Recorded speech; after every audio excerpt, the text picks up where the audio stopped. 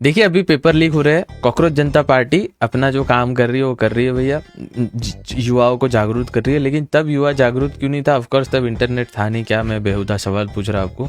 एक समय था इंटरनेट पे जब 2014 मोदी जी आने के पहले। अब यहाँ पे मैं मोदी जी की चटम चटाई नहीं, बस आपको थोड़े फैक्ट चेक दे रहा हूँ। 100 में से 70 से 80%, मतलब 100 में से 70 से 80 लोग ये जब टीचर बनते थे, कोई कॉलेज के प्रोफेसर बनते थे, डीएड एमएड बीएड जो भी उनका जो पढ़ाई रहता है वो करके, वो पैसे भर के टीचर बनते थे।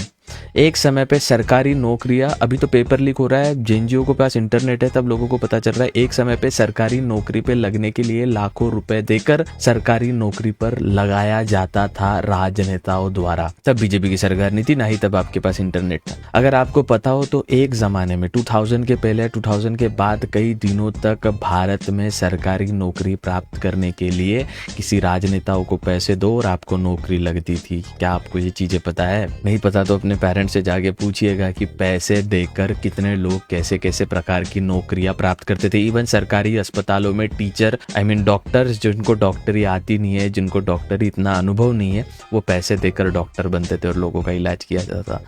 अभी पेपर लीक हो रहा है, वो किसी के हाथ में नहीं होता, लेकिन कुछ नीच लोग उसको लीक करवाते हैं just for sake of money. But the problem is कि इससे हम सिस्टम को ही आकर नहीं। I have seen some politician जो ईमानदार है, जो देश सेवा कर रहे हैं। अभिजीत दीपके जी का यहाँ घर चल रहा है, दैट्स गुड। अभिजीत दीपके जी को अटेंशन मिल रहा है, दैट्स गुड। लेकिन Gen Zs, you are wasting your time. अगर कल जाके मैं रोना करूँ कि मेरे को सरकार जॉब नहीं दे रही, तो मेरा जो स्टार्टअप है, मेरा जो बिजनेस है, मेरा जो पैसा है, वो भी बनेगा नहीं। सो ब्लेमिंग समथिंग और लाइफ टाइम ब्लेमिंग समथिंग कि ऐसे ही हो रहा है, ऐसे ही हो रहा है, ऐसे ही हो रहा है, ऐसे ही हो रहा है, ये एक लो आईक्यू की चीजें है।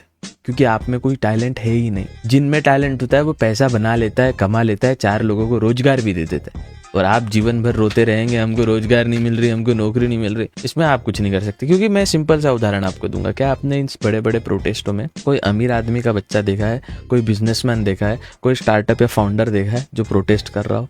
नहीं। टॉप लेवल पे जो लोग हैं, अभिजीत दीपके, सोनम वांगचुक या जितने भी ये विजेता दहिया, और इनको अटेंशन मिल जाता है, सौरव दास वगैरह जो भी कॉकरोच जनता पार्टी की कमेटी के और मेंबर है, और आप जो एक पपेट बन जाते हो। ये सिर्फ कॉकरोच जनता पार्टी के साथ नहीं, तो सभी पॉलिटिकल पार्टियों के साथ ऐसा ही होता। लेकिन अगर आप सोचो कि मैं कुछ स्टार्टअप बिल्ड करूंगा, कोई बिजनेस डालूंगा, कोई चीज करूंगा, तो आपको ये चीज करने को टाइम ही नहीं मिलेगा। कभी सोच के देखिए। जय हिंद।